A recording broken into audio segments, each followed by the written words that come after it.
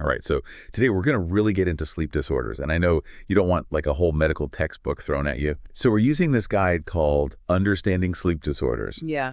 Causes, Symptoms, and Treatment to, get you the info you need without getting too bogged down. It's a good guide, good choice. And, even before we get into specific disorders, I think it's good to think about like the bigger picture of why sleep even matters. It's not just about not feeling tired, right? Yeah. The guide really emphasizes all the stuff that happens while we're out, like repair and regeneration. It's like our body's nightly maintenance crew. Right, so if we skip sleep, we're basically telling that crew to take the night off. Yeah, And the work just keeps piling up, right? exactly. So speaking of sleep, this guide defines sleep disorders as basically anything that messes with the quality or the timing or the amount of sleep you're getting. Yeah. And it affects you during the day. But it also points out that, it's not just insomnia. There's a whole bunch of different kinds of sleep disorders. Yeah, and even just with insomnia, the guide makes a distinction between acute insomnia versus chronic. Okay. So acute, like most of us have had that, where it's just like Okay. short term, you can't sleep for a few days, maybe because of stress or something like that. But chronic insomnia, that's the one that really drags on, like for months or even longer. That sounds rough. So let's get into some of those common sleep disorders. The guide starts off with, the one we hear about all the time, insomnia. But it's not just trouble falling asleep, right? Right. It's also like staying asleep. Yeah. I think a lot of people can probably relate to that. Like Right. waking up at 3 a.m. and then you're just staring at the ceiling. That's insomnia too. Absolutely. And that can make those lifestyle changes the guide recommends even harder to stick to. Like if you're already sleep deprived, caffeine hits you even harder. An inconsistent schedule is even worse. Right. It's all connected. Well, let's talk about some of those other common culprits. I think besides insomnia, the one that always makes me think, wow, that must be rough, is sleep apnea. Yeah, the guide spends a good amount of time on this one, specifically obstructive sleep apnea, or OSA. And it's not just about snoring loudly, it's because the muscles in your throat, the ones that control your soft palate, and your tongue, they get so relaxed during sleep, they basically collapse and block your airway. So you're actually struggling to breathe. No wonder people with sleep apnea are exhausted. Yeah. Even if they think they slept through the night. Exactly, and the guide emphasizes that. Those breathing interruptions, they can happen over and over again all night without the person even knowing it. So getting diagnosed is really important. Okay, on to another one. I think we've all experienced this to some degree. That urge to move your legs, especially at night. Restless leg syndrome. The guide describes it as this irresistible urge to move your legs. Usually it's worse in the evenings or when you're trying to relax. I've definitely had nights where I just cannot get comfortable because of that feeling. Yeah, and it's not just discomfort, it's that urge to move that kind of defines it. And it can really interfere with, falling asleep and staying asleep. All right, now this one always makes me curious. Narcolepsy. Falling asleep at random times, in the middle of a meeting or something, that has to be super disruptive. It is. But the guide also emphasizes that. It's not just being sleepy, it's these sudden, uncontrollable sleep attacks. Yeah, it can be dangerous too, depending on what the person is doing when they have one. Oh yeah, for sure. Okay, the next one always makes me think of those funny sleepwalking stories. Parasomnias. I know the guide mentions sleepwalking, but also things like sleep talking, even sleep eating. Right, but it's not always a laughing matter. No, definitely not. Some parasomnias, like sleep terrors, can be really disturbing and even dangerous if someone's sleepwalking and hurts themselves. And even if it's something like sleep talking, it's still disrupting your sleep cycle. Right, that makes sense. Okay, last one. The guide talks about circadian rhythm disorders. This seems super relevant to anyone who works crazy shifts. The guide says it's basically your body's internal clock is totally out of whack with the outside world. It's like your body wants to sleep when it's time to work and wants to work when it's time to sleep. And the guide also mentions that frequent travelers can struggle with this, especially jet lag. So we've got a sense of what these different disorders look like. But the big question is what causes them in the first place? And it seems from the guide, it's not there's one big bad villain. It's more a whole web of factors. Exactly. It's usually some combination of lifestyle choices, underlying health issues, medications, even your sleep environment. Okay, well, that's what this deep dive is for, right? To break all that down. So let's start with lifestyle factors, since those are the things we can actually do something about. What does the guide point to there? Well, one of the biggest culprits is something called poor sleep hygiene. Okay. It's basically like not brushing your teeth or washing your hands, but for sleep. An inconsistent sleep schedule, too much caffeine or alcohol, eating late at night, all that stuff can really mess with your sleep. It's funny, just hear you say that makes me think about my own habits. I'm definitely guilty of some of that. I mean, how much does something as simple as scrolling on my phone before bed really affect my sleep? Oh, it can make a difference for sure. That blue light from our devices can suppress melatonin production, and that's the hormone that helps regulate our sleep. Oh, so it's like telling our brain to stay awake Yeah. when we're trying to wind down. Okay, the guide also talks about mental health and how that's connected to sleep. It seems like if you're dealing with stress or anxiety or depression, that would make it hard to sleep. There is a strong connection there. It's tough to relax when your mind is racing with worries or you're feeling down. And what's interesting is it can go both ways. Poor sleep can actually worsen mental health symptoms. Oh, wow. So it's like this vicious cycle. So sometimes we think of sleep problems as a symptom of something else, but it sounds like it can actually be a contributing factor too. What about physical health? I mean, chronic pain or anything like that? I imagine that would make it hard to sleep. Absolutely. The guide lists a bunch of conditions: heart disease, diabetes, arthritis, even asthma. All of those can disrupt sleep. Yeah, if you're in pain or discomfort or having trouble breathing, not exactly conducive to a good night's sleep. And then there's the irony of like medications. We take meds to help us feel better, but some of them can mess with our sleep. It's true. The guide actually points that out. Certain stimulants, antidepressants, even some antihistamines can affect your sleep. It's something to talk to your doctor about if you notice a change after starting a new med. Makes sense. You mentioned the sleep environment earlier, and I'm definitely someone who's really sensitive to that. Like any little noise or light can keep me up at night. It makes a huge difference for a lot of people. The guide talks about noise, temperature, light, even how comfy your bed is. This is making me want to redecorate my bedroom. Okay, and last but not least, age. How does that play into sleep? I've heard that as we get older, our sleep patterns change naturally. They do. The guide mentions that too.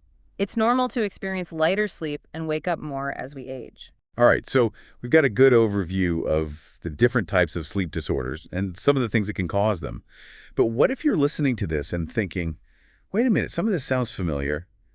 Should we all be rushing to self-diagnose? No, definitely not. This deep dive is meant to be informational. It's not a replacement for seeing a doctor. If you're really concerned about your sleep, talk to a healthcare professional. That makes sense. And the guide does talk about some tests that can help diagnose sleep disorders. What's the deal with those?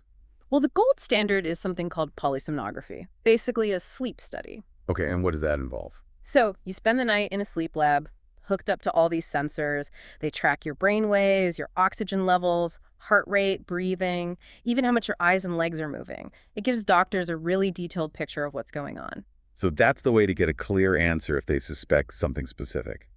The guide also mentions a few other tests. Yeah, there's actigraphy, where you wear a device on your wrist that tracks your movement, kind of like a fancy fitness tracker. And then there's a specific test for sleep apnea. You wear a portable device at home, and it monitors your breathing while you sleep. So there are options, depending on what the doctor thinks might be going on. Now, for the part I think everyone's most interested in, treatment and management. What's the good news? The good news is there are things you can do to improve your sleep, and the guide lays them out really well. But it's important to remember that the best approach depends on the specific disorder. Right, so this is just for general knowledge, not self-prescribing. Exactly. Okay, well, with that disclaimer out of the way, let's talk about some general strategies. The guide seems to emphasize lifestyle changes, which makes sense, It does. since we talked about how much lifestyle impacts sleep in the first place. It's all about creating those healthy habits, sticking to a consistent sleep schedule, even on weekends. Your body loves routine. I know. Easier said than done, right? Oh, tell me about it. But even small changes can make a difference. And don't underestimate a relaxing bedtime routine. Taking a warm bath, reading a book, listening to some music, anything that helps you unwind. Speaking of routines, what about the role of stimulants like caffeine? How does that play into it? Oh, caffeine. The guide definitely says to avoid caffeine or alcohol too close to bedtime. They can really mess with your sleep cycle. So no late night coffee or that nightcap. Probably not a good idea. What about food? Does what we eat affect our sleep? It can. The guide advises against eating heavy meals too close to bedtime. Got it. So no more late night pizza. What about exercise? I tend to sleep better when I work out, but is there an optimal time to do it? Regular exercise is great for sleep. The guide suggests aiming for physical activity during the day, but not too close to bedtime. You don't want to be all wired up. Makes sense. You mentioned stress earlier, and I think most of us are dealing with some level of stress on a daily basis. How do we manage that so it doesn't affect our sleep? Stress management is key for good sleep. Finding healthy ways to cope with stress, whether it's deep breathing, meditation, spending time in nature, it's about finding what works for you. And finally, I know we're all probably guilty of this, screen time. The guide talks about that blue light problem. But these days, it's hard to imagine completely disconnecting from our devices. It is a challenge, but even small changes can help. Try to reduce screen time at least 30 minutes before bed. Give your brain a chance to unwind. Maybe read a book instead of scrolling. So those are some good practical tips we can all try to incorporate. But what about more targeted therapies? The guide mentioned something called CBTI, Cognitive Behavioral Therapy for Insomnia. What is that? So CBTI is really interesting. It focuses on both your behaviors and your thoughts about sleep. It's not just about changing your habits. It's about changing how you think about sleep. That's interesting. Can you give me an example of how that works? Yeah, so let's say you're lying in bed, worrying about not being able to sleep, which of course makes it harder to sleep. CBTI helps you identify those negative thoughts and replace them with more positive and realistic ones. So it's like retraining your brain to associate bedtime with relaxation instead of anxiety. What about medications? Are sleeping pills a good option? Medications definitely have their place, but the guide emphasizes that they should be used carefully. And under the guidance of a doctor, most sleep aids are meant for short-term use. So not popping sleeping pills every night. No, definitely not. It's important to understand the potential side effects and risks and use them as part of a bigger treatment plan. What about medications for specific disorders, like CPAP for sleep apnea? Right. CPAP stands for continuous positive airway pressure. It's considered the gold standard treatment for obstructive sleep apnea, according to the guide. You wear a mask over your nose or nose and mouth while you sleep. It's connected to a machine that blows air into your airway to keep it open.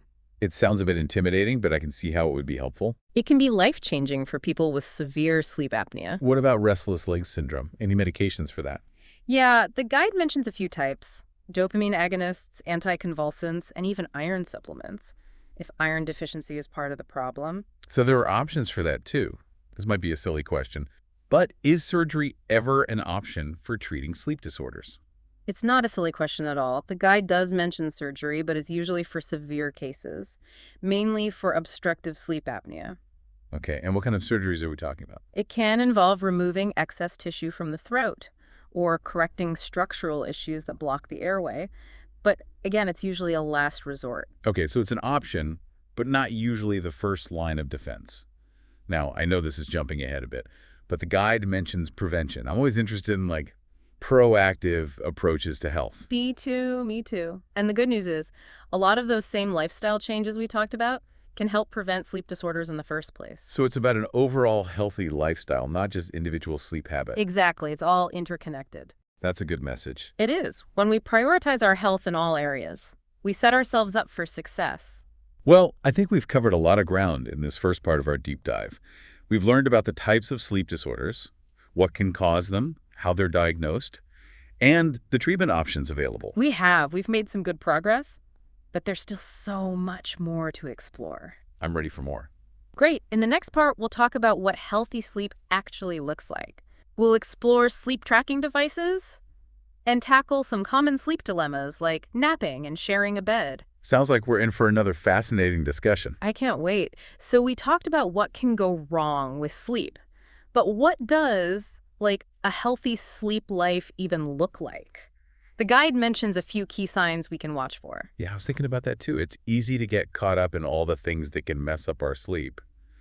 But it's good to know what we're aiming for, right? Totally. First thing, you should wake up feeling refreshed, not like dragging yourself out of bed. This makes me think about my habits. I hit that snooze button way too much. Is that a sign I'm not getting good sleep? It could be. If you're constantly hitting snooze, it might mean your sleep quality isn't great. Okay, so feeling rested when you wake up is a good sign. What else? Falling asleep relatively easily and staying asleep through the night. If you're tossing and turning for hours or waking up a lot, that could be a problem. You know, I used to think falling asleep instantly was a good thing, but the guide actually says that can be a sign of sleep deprivation. Right. Like your body is so tired, it just crashes. Exactly. It's like your body's saying, I can't even wait to get comfy before I pass out. So there's a sweet spot between like tossing and turning forever and passing out right away. Right. Ideally, it should take 15–20 minutes to fall asleep. Good to know. What about mood and energy during the day? Is that connected to sleep? Oh, absolutely. The guide makes that connection very clear. If you're irritable or sluggish or can't focus, could be you're not getting enough good sleep. Yeah, I know when I'm sleep deprived, I'm definitely not my best self. It's harder to think straight, and my patience is, well, let's just say it's shorter. We've been focusing a lot on the science of sleep, which this guide is great for, but it makes me wonder about the impact of culture on sleep. Do you think different cultures have different perspectives on it? That's a really interesting question. Sleep isn't just biological, it's social and cultural too. How we view sleep, the value we put on it, even the rituals around it, it's all influenced by culture. Yeah, like I've heard that in some cultures, napping is totally normal, and in others, it's seen as lazy. Exactly. And those cultural norms can affect our sleep habits. It shows that there's no one right way to sleep. What's healthy in one culture might be different in another. That's a good point. Okay, shifting gears a bit, let's talk about something that's been getting a lot of attention lately, sleep tracking devices. Fitness trackers, smartwatches, apps, they all claim to be able to monitor our sleep. What do you think about all that? It's interesting because the technology is still kind of developing. Some devices are better than others. It's important to know the limitations before you start relying on them too much. So they're not a replacement for a doctor, but they can be helpful. Yeah, I think so. The good thing is they can give you some data about your sleep patterns, how long you sleep, how long it takes to fall asleep, how often you wake up, even things like your heart rate variability. That can be helpful for spotting potential problems. Or if you're trying to improve your sleep hygiene. So it's about raising awareness of our habits. Exactly. But Pizza, and this is important, a lot of these trackers use movement to guess your sleep stages. And that's not always accurate. They might think you're awake when you're just restless, or miss those subtle shifts between sleep stages. So take the data with a grain of salt. Definitely. And remember, these devices are just giving you numbers. They can't diagnose anything. If you're worried about your sleep, talk to your doctor. Okay, so sleep trackers. Helpful, but use them wisely. Now let's talk about naps. Good or bad? Ugh, the nap debate. It depends. For some people, naps are great. For others, they mess things up. I used to think naps were the enemy of good sleep, but then I read about the benefits of, strategic napping. Right. A well-timed nap can be awesome, especially when you're hitting that afternoon slump. So how do we know if naps are helping or hurting? Pay attention to how you feel. If you have trouble falling asleep at night, naps might be the culprit. But if you're struggling to stay awake during the day, a short nap can actually help. What about how long you nap for? Is there an ideal length? Most experts say to keep it short, like 20–30 minutes. That way you don't get into those deeper sleep stages. And wake up feeling groggy. Okay, so no hour-long siestas. Probably not the best idea. So naps can be good or bad. It depends on the person and their sleep routine. Okay, now for another sleep dilemma. Sharing a bed with a partner. Better to sleep alone or together? That's a tough one. For some people, sharing a bed actually improves sleep. It can be comforting, make you feel secure, even help regulate body temperature. I can see that. But for others, it can be a nightmare. I've had plenty of nights kept awake by snoring or someone tossing and turning. Oh yeah, for sure. It's all about finding what works for both people. If sharing a bed is messing with your sleep, have a conversation with your partner. So maybe separate blankets, earplugs, even separate beds if you need to. Exactly. It's about communication and finding what works. This guide has some great tips on creating a sleep-friendly environment. Let's talk about that. I'm ready to redecorate. Me too. Yeah. What does the guide say? It all starts with darkness. Our bodies naturally want to sleep when it's dark. So minimize light in your bedroom. Blackout curtains, cover up electronics, even a sleep mask if you need to. I'm definitely guilty of having my phone by my bed. What about temperature? I sleep so much better when it's cool. Most people do. The guide says the ideal temperature is around 65 degrees Fahrenheit, so crank down that thermostat and make sure your bedding is comfy and breathable. Natural fibers like cotton or linen are good. Okay, darkness, cool temperature. What about noise? I live in the city, so blocking out noise is a challenge. I hear you. The guide recommends earplugs or a white noise machine. White noise can be really effective. Darkness, cool temperature, minimal noise. Anything else? Don't forget comfort. A good mattress and pillows that fit how you sleep can make a huge difference. And finally, the guide mentions scent. Certain essential oils like lavender or chamomile can be relaxing and help you sleep. Maybe a little lavender diffuser by the bed. Worth a try. Okay, I'm feeling more relaxed just thinking about it. Good. But let's be real. Life happens, and sometimes our sleep routines get thrown off, like with jet lag or shift work. Any tips for those situations? Those are tough ones. Jet lag can really mess with your body clock. The key is to gradually adjust to the new time zone. So no more stand up all night watching movies on the plane. Maybe save that for when you're back home. If you're traveling east, the guide says to get sunlight in the morning and avoid it in the evening. Going west, do the opposite. It helps reset your internal clock. What about shift work? That must be so hard working at odd hours. It is. The most important thing is to stick to a consistent sleep schedule, even on your days off. And this is straight from the guide. Make your bedroom as dark and quiet as possible during the day. Those blackout curtains are sounding better and better. Right. And talk to your doctor about melatonin supplements. They might help with adjusting to shift work. So consistency, darkness, maybe some melatonin. Any other advice for sleep challenges? Don't forget about relaxation techniques. Deep breathing, meditation, yoga, a warm bath. Anything to help you calm down before bed? You know, as we're talking about all this, it makes me realize that we often focus on the individual side of sleep. But it's also a societal issue, right? That's a great point. Sleep deprivation is a huge problem, and it affects our health, well-being, even how productive we are as a society. Yeah, we live in a culture that values busyness, and we don't value rest enough. It's like we're always supposed to be doing more, sleeping less. And that creates this cycle of sleep deprivation, which leads to fatigue, stress, burnout, even health problems. So how do we change that? How do we make sleep more of a priority? That's the big question. I don't think this guide has all the answers, but it's something we need to think about. It's going to take all of us working together to change how we view sleep as a society. We have to start by acknowledging how important it is for our health, well-being, and yeah, even our economy. And maybe challenge those ideas that say we should be busy all the time. And that sleep is for the weak. We need a sleep revolution. I love that, a sleep revolution. We need to create a culture that values rest and sees sleep as a crucial part of a healthy life. It's a big challenge, but it's worth it. I agree. And we can all start by making small changes ourselves. Prioritize sleep, create healthy habits, and advocate for policies that support sleep. Start with us. Well said. It's good to know we can all be part of the solution.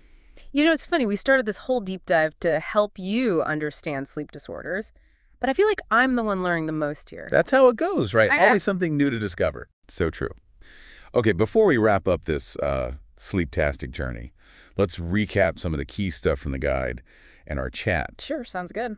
Well, we started with like the science-y side of sleep. Yeah. The different types of disorders, what causes them, how they're diagnosed, all that. We covered everything from insomnia to sleep apnea, restless legs. And we've really dug into those underlying causes, that whole web of factors.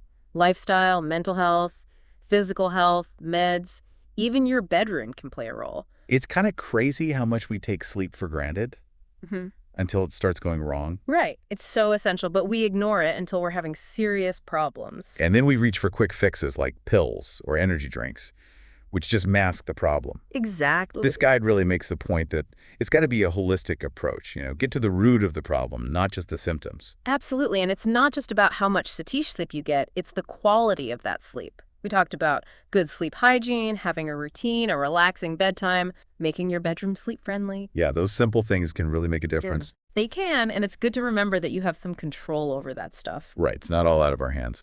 We also got into like sleep trackers, the pros and cons, whether naps are good or bad, sharing a bed, all that. It's a reminder that sleep's a very individual thing. It is. What works for one person might be a disaster for someone else. And as much as we love the science of sleep, we can't forget the cultural side of things, how we see sleep, how much we value it, even the rituals we have. That's all influenced by culture. It's like our own little sleep cultures, yeah. But we got to remember those differences when we're talking about this stuff. For sure, for sure. So I think this deep dive has shown we need a shift in how we think about sleep as a society. You're right. We live in a world that's all about busyness, and rest gets pushed aside. We need that sleep revolution you were talking about. We do. And it starts with each of us making small changes, prioritizing sleep, creating healthy habits, even speaking up for policies that support sleep. So it's not hopeless. We Yeah. can all be part of the solution. Well, I think on that note, it's time for us to sign off and maybe catch some Z's ourselves. Thanks for joining us on this deep dive into the world of sleep. Hope you learned something new, got some good ideas, and are feeling inspired to make sleep a priority. Until next time, sleep well.